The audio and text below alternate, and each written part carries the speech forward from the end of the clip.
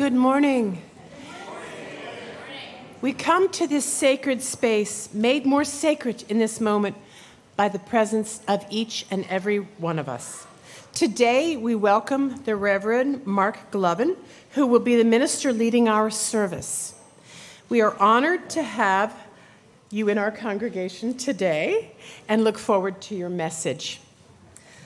Friends in the pews, let's take a moment and wave at the camera near the welcoming congregation banner to send our greetings to the folks at home who are live streaming. Now, let's also take a moment to greet one another.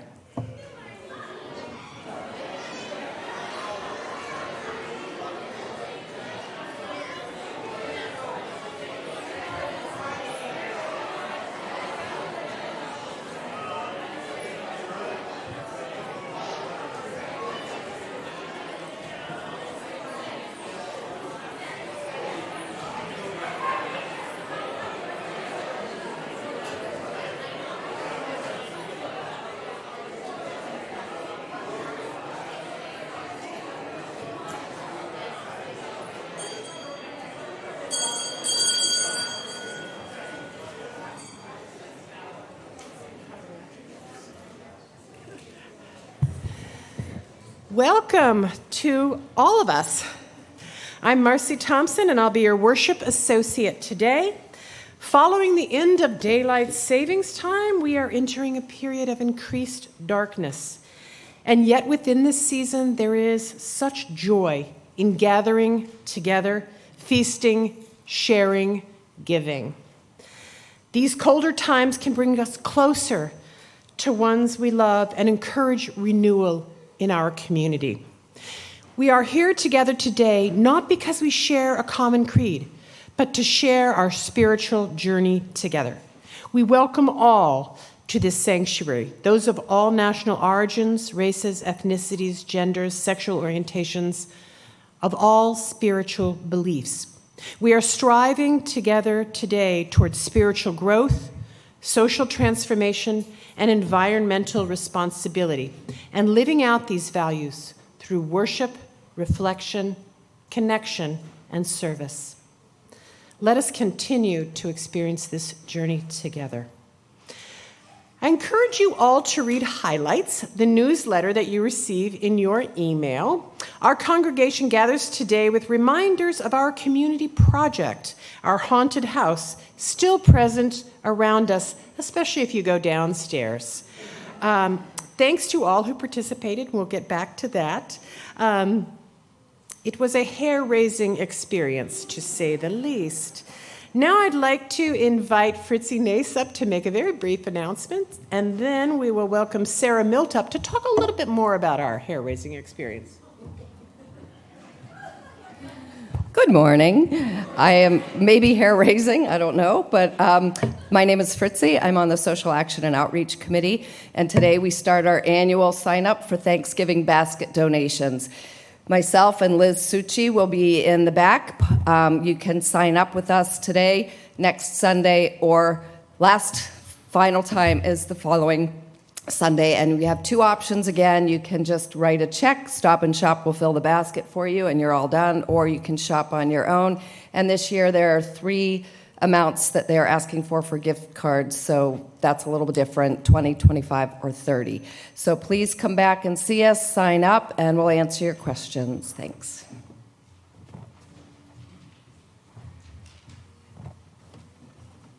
Good morning. I have some things to share with you about our haunted house. First, I want to thank Victoria and her family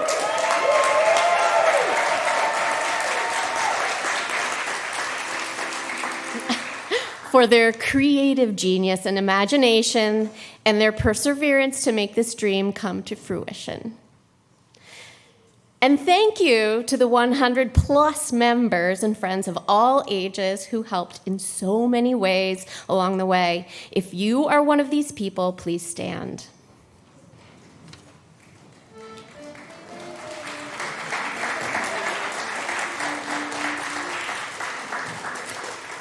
Thank you also to First Parish, Bedford Unitarian Universalist Church for their generous donation of nearly all their props and logistical guidance.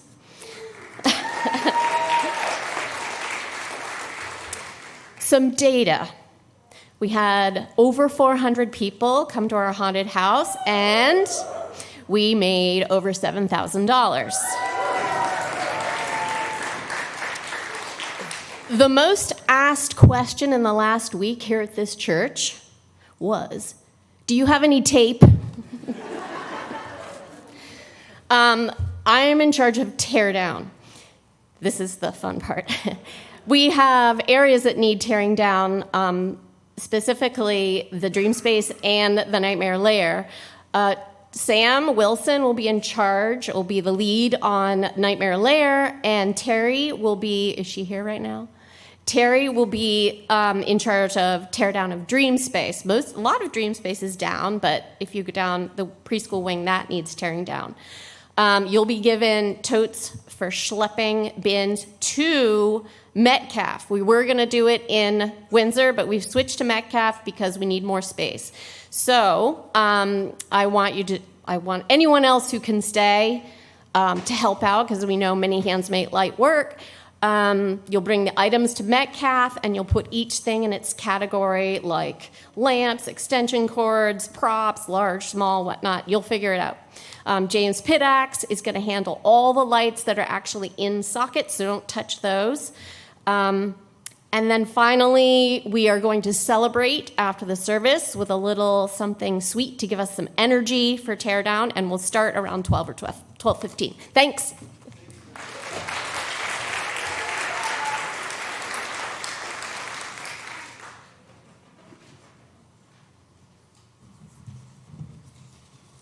We are here to join together deliberately to shape a community of witness and care that can offer a healing vision to the world, that can provide a place where wonder and honesty also make us more whole. And so we pray, may we live fully, love deeply, and learn daily that we might together leave the sacred legacy of a better world.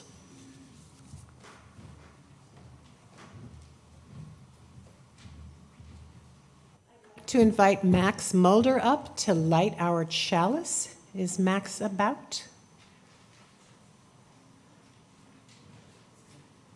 Coming around this way, I'm like, wonderful. Okay. Oh, is it not? Hold on. Hold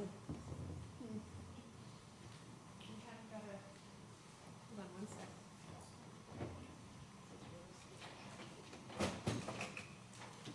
If anybody has a lighter, one second. The second most asked question is, does anyone have matches? Exactly. Anybody have matches? We'll get some. That was one of those things I didn't even think about. Oh, you got some? John has it. Yay. Thank you, John. Okay. We probably should light some over here too, but we'll figure that out. Sorry about that. Okay. The words for the chalice lighting today are by Maureen Kilorian. I would ask that after each statement I read, that you would respond with, "We light this chalice." For every time we make a mistake and we decide to start again, we light this chalice. For every time we are lonely and we let someone be our friend, we light this chalice. For every time we are disappointed and yet we choose hope, we light this chalice. Thank you, Max. Thank you, Max. Now rise in body or spirit to sing hymn number 188 in your gray hymnal, Come, Come, Wherever You Are.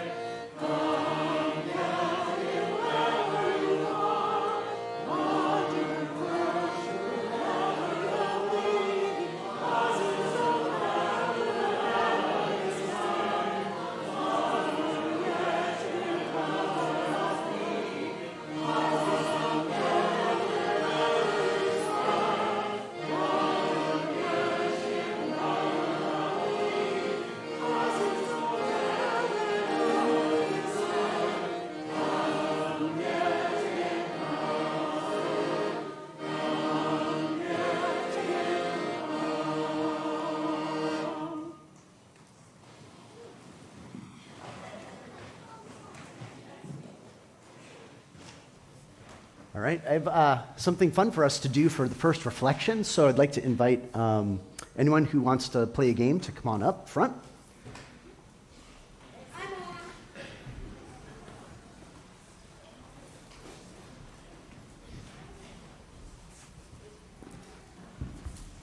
So I am curious if any of you have played the game Sardines before.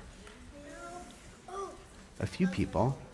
Okay, that's great. So for folks who don't know the rules, it's basically the opposite of hide and go seek.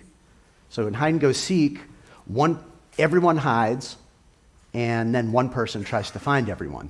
In the game of Sardines, one person hides, and then everyone tries to find that person. But when you find that person, you stay with them. And so slowly more and more people get packed into that hiding place, and that's where the name Sardines comes from. And then the game is over when finally the last person finds everyone else. Does that make sense to everyone? Okay. And Naomi, would you like to hide, or would you like me to hide? All right. So everyone, let's close our eyes and count to 20 kind of slowly, and then we'll all spread out and try to find Naomi. 1, 2, 3, 4, 5, 6, 7, 8, 9, 10, 11, 12, 13, 14, 15, 16, 17, 18, 19, 20. And then what do we say? Ready or not? Here we come, or come out wherever you are. All right.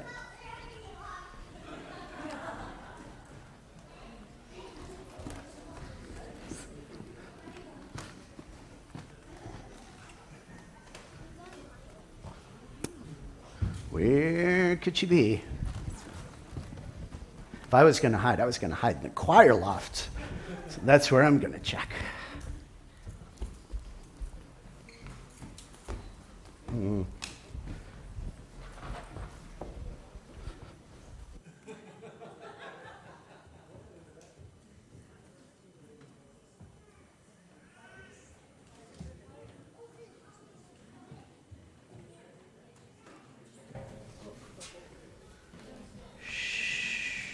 Nobody will find us in here.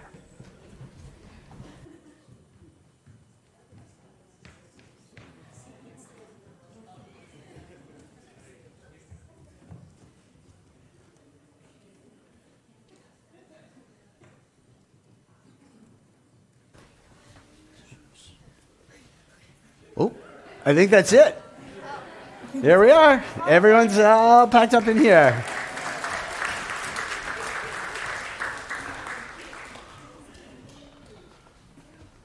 That was fun. Yeah. Yeah. Thanks for playing, everybody. I'm lucky I know that.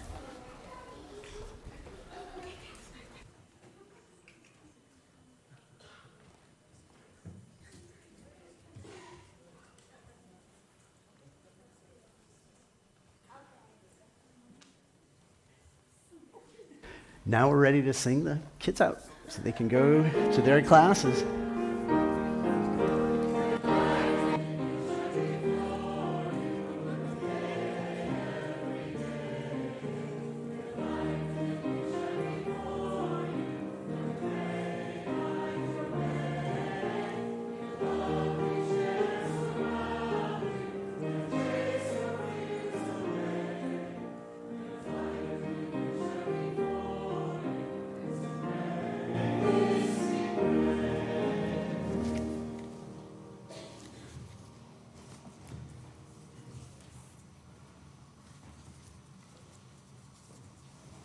Yeah. Since I get to preach around the region and the district, I get to bring my favorite games and my favorite hymns to congregations with me. So thanks, everyone, for your patience and for playing along. Please join me now in the spirit of prayer and meditation. First with words, and then the peace that silence permits. And during this time, before the silence, we'll also light candles to let people know of the stories that sit in our hearts and the joys and sorrows that we carry with us and that we then hold in community. But first, some words of prayer. Attention, please. This is your ancestors speaking. We've been trying to reach you through your dreams and fantasies and meditations, but you don't seem to have heard us. The fact is, you're at a crossroads analogous to a dilemma which has mystified our biological line for 6 generations. We beseech you now to master the turn that none of us have ever figured out. None of us have learned how to negotiate. Heal yourself, and you heal all of us.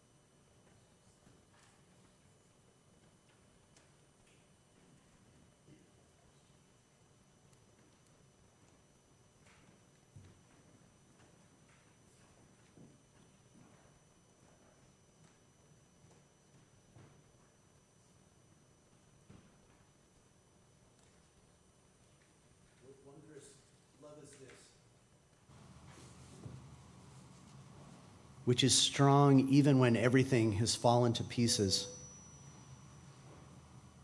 What wondrous truthfulness is this, which shines relentlessly even when the clouds fool themselves that they have put out the night? What wondrous wisdom is this, which resists the distortions of human brokenness by simply breathing steady without panic or paranoia? What wondrous day is this, which opens up before us filled with love and truthfulness and wisdom and wonder? Let us embody that wondrous love now in this moment by singing. It's hymn number 18, What Wondrous Love.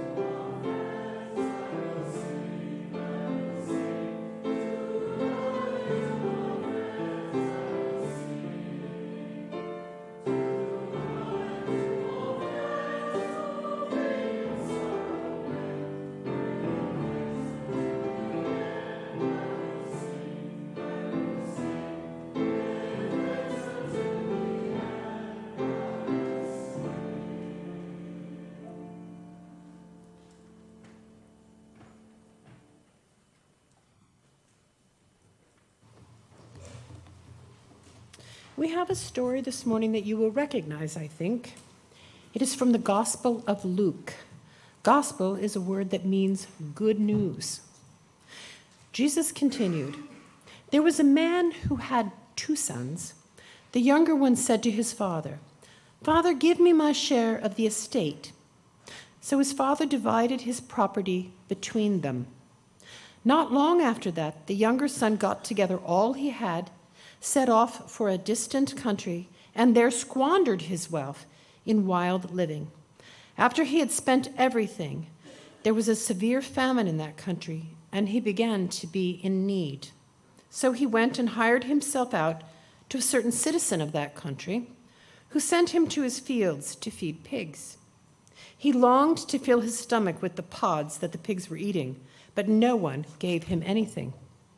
When he came to his senses, he said, 'How many of my father's hired men have food to spare, and here I am starving to death? I will set out and go back to my father and say to him, Father, I have wronged you. I am no longer worthy to be called your son. Make me one of your hired servants.' So he got up and went to his father. But while he was still a long way off, his father saw him and was filled with compassion for him. He ran to his son, threw his arms around him, and kissed him. The son said to him, 'Father, I have wronged you. I am no longer worthy to be called your son.' But the father said to his servants, 'Quick, bring the best robe to him, put a ring on his finger, and sandals on his feet. Bring the fattened calf and kill it. Let us have a feast and celebrate. For this son of mine was dead and is alive again. He was lost and is found." So they began to celebrate. Meanwhile, the older son was in the field. When he came near the house, he heard music and dancing. So he called one of his servants and asked him what was going on. "Your brother has come," he replied, "and your father has killed the fattened calf because he has him back, safe and sound." The older brother became angry and refused to go in. So his father went out and pleaded with him. But he answered his father, "Look, all these years I had been slaving for you and never disobeyed your orders. Yet you never gave me even a young goat so I could celebrate with my friends. But when this son of yours, who has squandered your property with prostitutes, comes home, you kill the fattened calf for him." "My son," the father said, "you are always with me, and everything I have is yours. But we had to celebrate and be glad, because this brother of yours was dead and is alive again. He was lost and is found."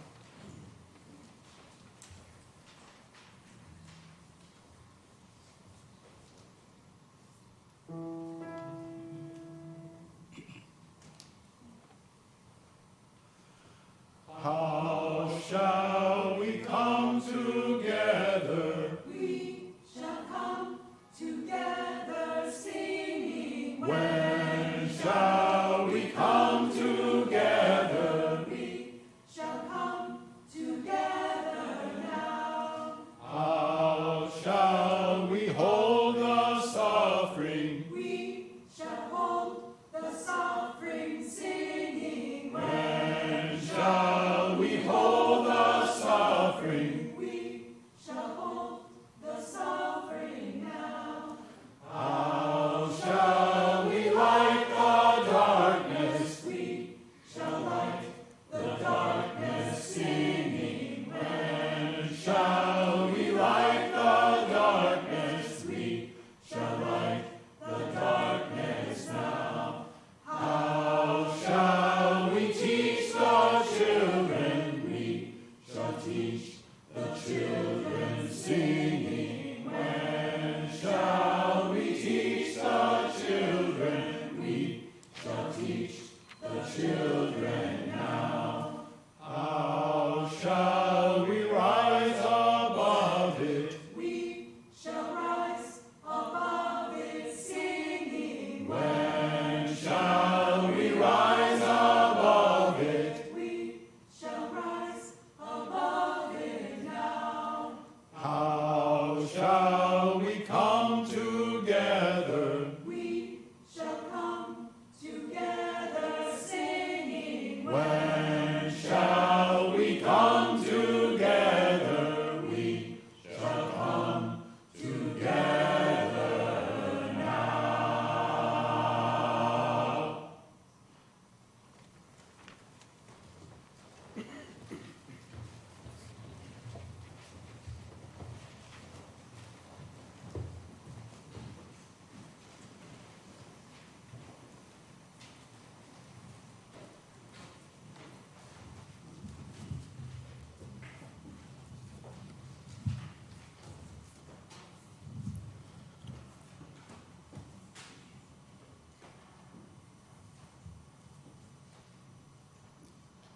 We begin this morning with two questions.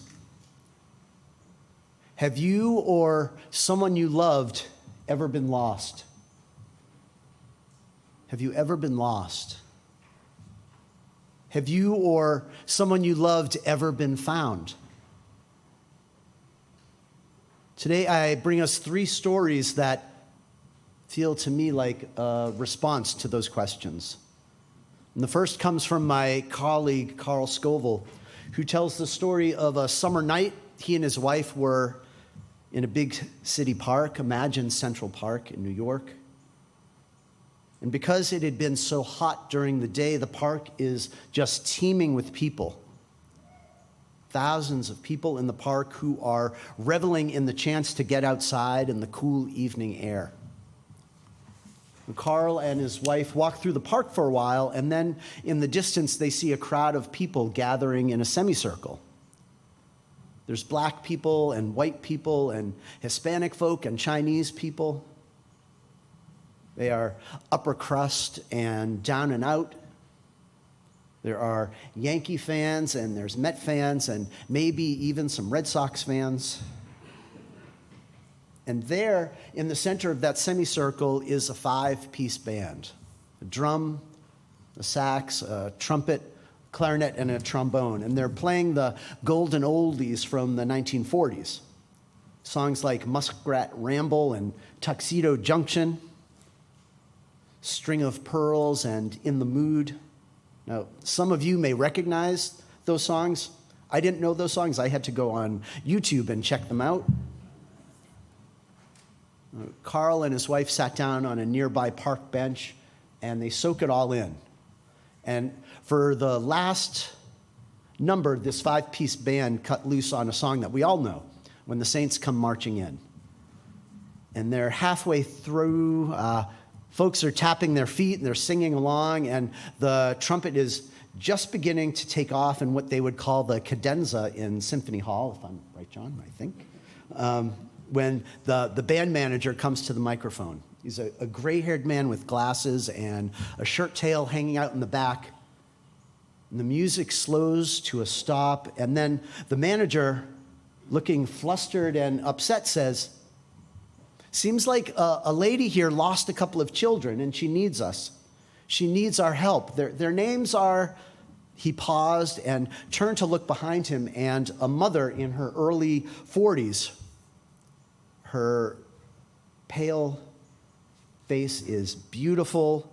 Her eyes are wide. You can see from a distance even how panicked she looks. And the manager says their names are Sophie and Lily, so if any of you see them. And then the mother, despite her growing fear and her shock, and you can imagine that she's almost paralyzed, she comes to the mic and she begins to speak. She says they're 3 and 5 years old. Sophie has a brown dress with a white sash tied around the waist, and Lily has cream shorts and a dark blue jumper. And please, she said, her voice rising in desperation, her eyes growing wider still, "Please look around you for my babies." And suddenly, this very festive summer evening, the mood shifts, as you can imagine, and everyone, this entire diverse community of people, begin to call their names. "Sophie, Lily, Lily, Sophie, where are you?" They looked in trees, and they looked in bushes. Some went down to the baseball fields to take a look there. And they saw a police officer on a big horse, and they called him over. "Where are they?" the mother pleads with him. "I've lost my girls." For those of us in the room with children or nieces or nephews or grandchildren, this is the nightmare scenario, isn't it? So we can imagine what that beautiful ashen-faced mother was feeling when, in the darkened distance, on the edge between where the open field ends and the woods begin in Central Park, 2 little girls come streaming down the hill. The white sash on the one, the cream shorts on the other, reflected in the moonlight, streaming down the hill and running into the arms of their mother. And you know how you can feel the whole world around you exhale in relief? That's how it was that night in Central Park. The band manager, now with his whole shirt untucked and hanging out, he signals to the band, and the drummer picks up the beat, and the trumpet picks up again the cadenza, and the crowd, and let's call them a community, because That's what they are. They clap and they cheer and they breathe deeply while the mother embraced her children in the center of them all. And with that story in mind, I'll ask our questions again. Have you or someone you loved ever been lost? Have you or someone you loved ever been found?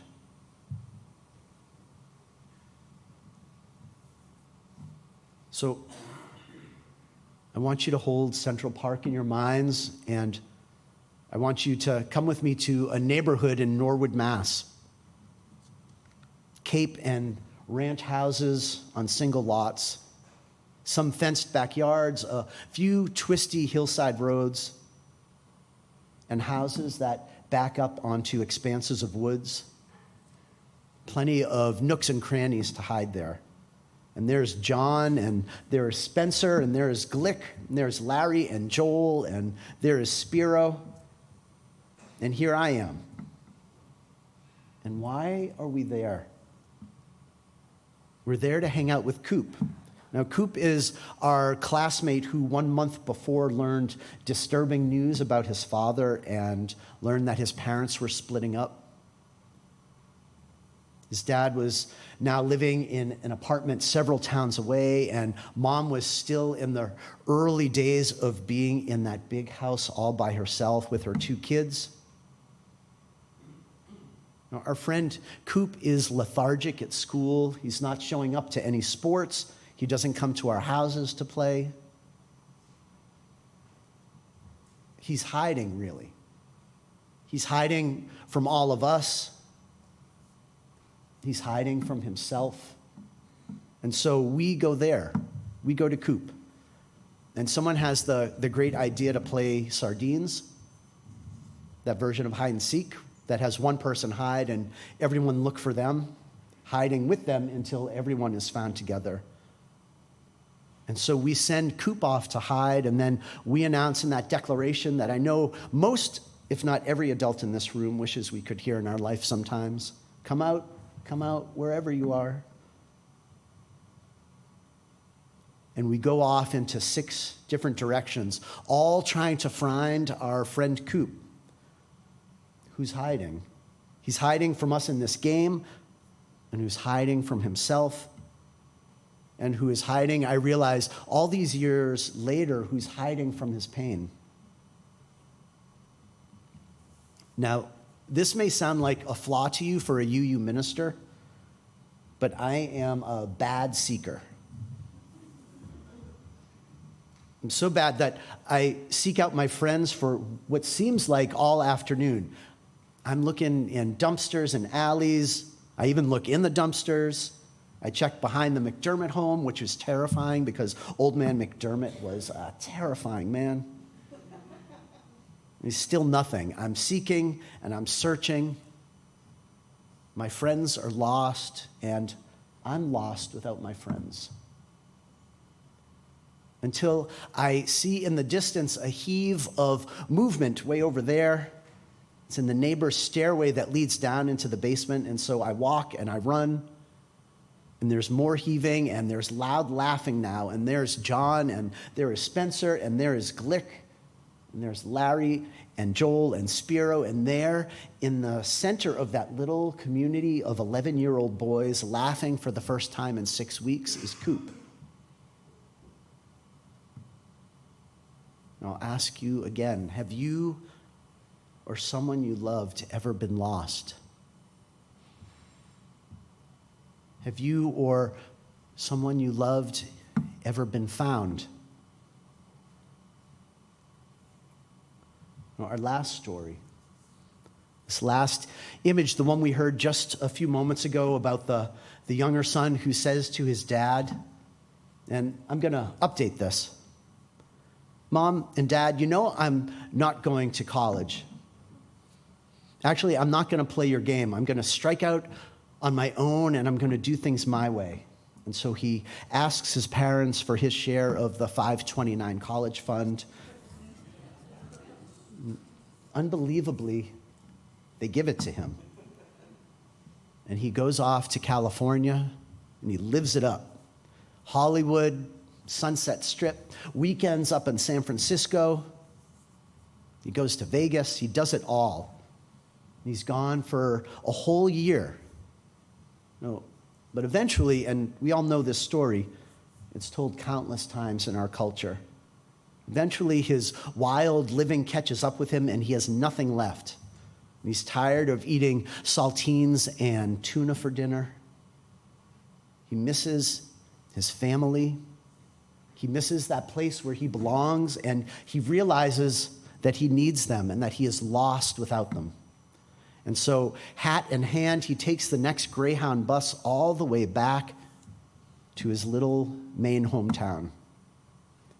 He's unsure if his parents will welcome him home because it's been a year since he's seen them and months since he has called, and he knows that his mother is up at night.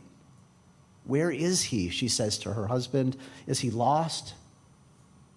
Where's my baby? And the son gets home and he arrives at the station. Of course, he's got no money and no cell phone, and so he walks from the station to his home, and there in the distance on Route 1, he sees his dad's old green Volkswagen Jetta in the distance. He's walking down the road, and he sees the car pull over to the side of the road and slow down and stop. And just imagine this on Route 1. 100 yards away, the son sees his dad get out of the car and run as fast as a 63-year-old man with bad knees can run, straight into his son's arms. We thought you were gone, he says. We thought maybe we lost you, but here you are, home, alive. And we think that old book, the Bible, doesn't tell true stories. So let's ask our questions again. Have you or someone you loved ever been lost? Have you loved someone who you worried would not return? And so here we have it, 3 stories. 2 children lost and found in a city park. 6 preteen boys seeking their friend, hiding in a Norwood neighborhood. 1 lost son returning back home to the prodigal love. Now, the word prodigal means crazy. It means large. It means unconditional. That love of his parents. I think of these 3 stories, and I think of us. I think of the hide and seek games that you and I play. I think of the times that you and I have run off in our lives, like those little girls, to discover, to learn, to explore, to find ourselves. And we need to do that. And I think of the times that you and I have hidden like Coop from having to explain our deepest fears or our deepest hurts to our friends, and to our ministers, to our colleagues, to our teachers or families. And I think of those parents, a mother and a father, and that mom in the park desperately seeking for someone, their child, or something we love to return to them, despite the wounds, despite the hurt,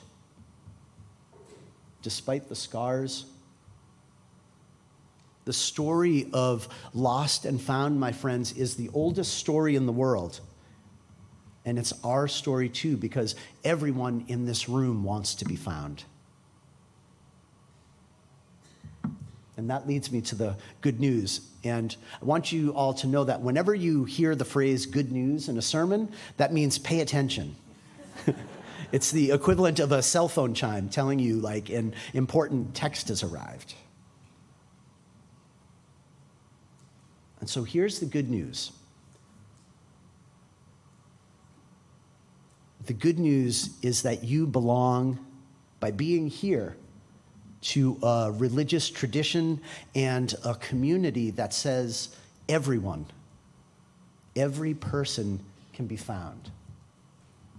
However lost, however broken, however far away, however well hidden, the game is not over until everyone is found. And more than that, this is the good news, that what you all are creating here in this congregation is like one huge game of sardines.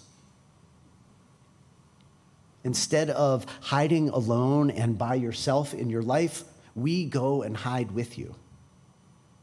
We hide with you in your dark places and in your light places. We wait with you there until all of us are found together. And more than that, we believe that we can always begin a new game, and that sometimes the days will be hard and the rules will not be in our favor, but things can change, my friends. What's hidden can be discovered. What's lost can be found, and we can start over. And more than that, we believe in the good news that invites us to come out and come out and come out wherever you are in your life.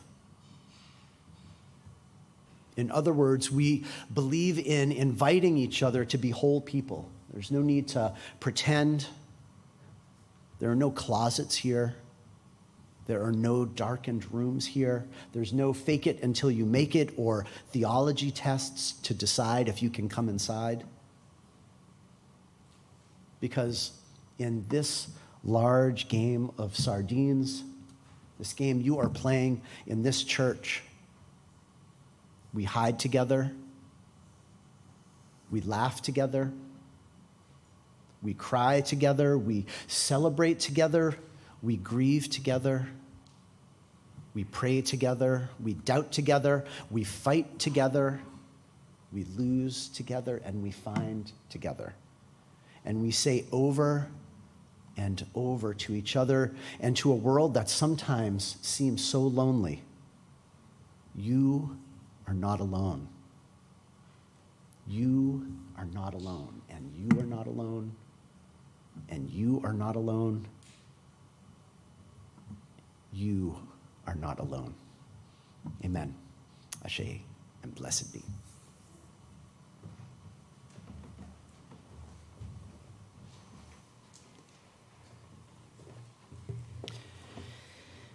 Now comes the time in our service when we make an offering to support this self-supporting church and its many ministries. Our yearly financial pledges and weekly offerings allow us to sustain our programs, care for our beautiful building, and impact the wider world. As a community, we maintain our bonds and turn to one another in times of need and pain. In the past year, we have grown our community and our programs to further respond to the needs of our congregation and to strengthen our broader impact. That may be especially important now during this shutdown. Let us continue to commit to supporting our community, its many benefits, and the broader world. The funds collected from Share the Plate will be used today to purchase food for the meals that we serve at the Dwelling Place. The Dwelling Place is a soup kitchen which provides meals for approximately 50 guests on Monday, Wednesday, and Saturday nights at the United Methodist Church in Woburn. Winchester Unitarian Society plans and serves the meals on the fourth Saturday of every second month. Thank you.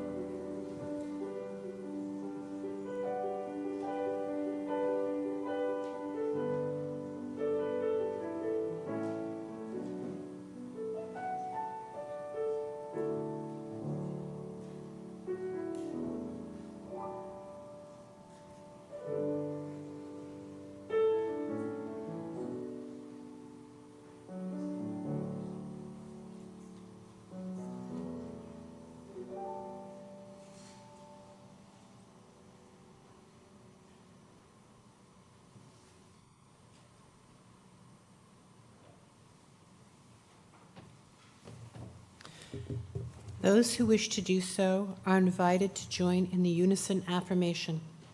We gather not for ourselves alone, but to use our common power to build the beloved community within and beyond these walls. We recreate and reaffirm this covenant this day to make justice flourish, to practice compassion amidst difference, and to embody transformative love.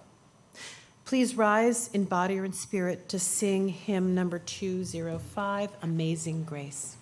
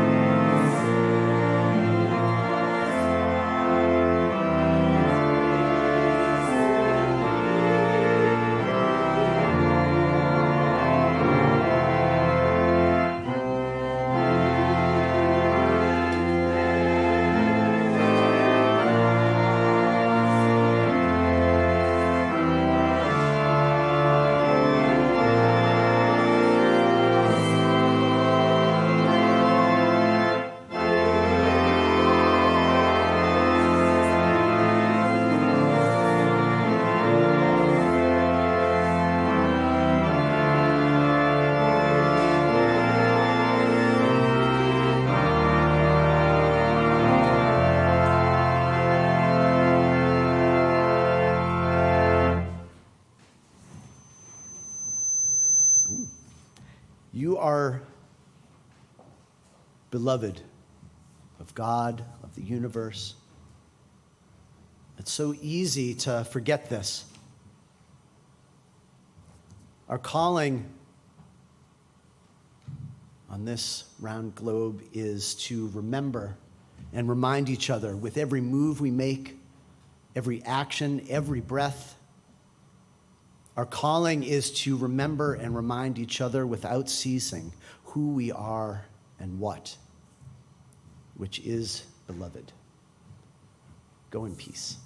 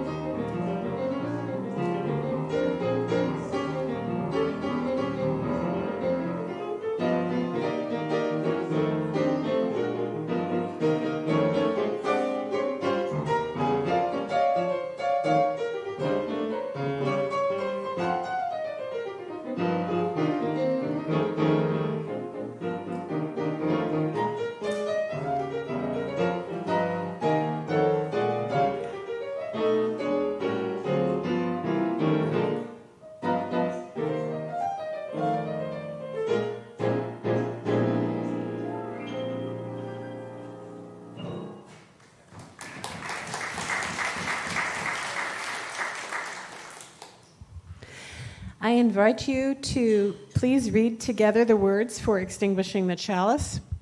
We extinguish this flame, but not the light of truth, the warmth of community, or the power of commitment. These are the we carry in our hearts until we are together again. I invite you all to join us in the Sims room for a bit of a bite to eat, and then maybe we can work as a community to tear down our haunted house. Thank you very much.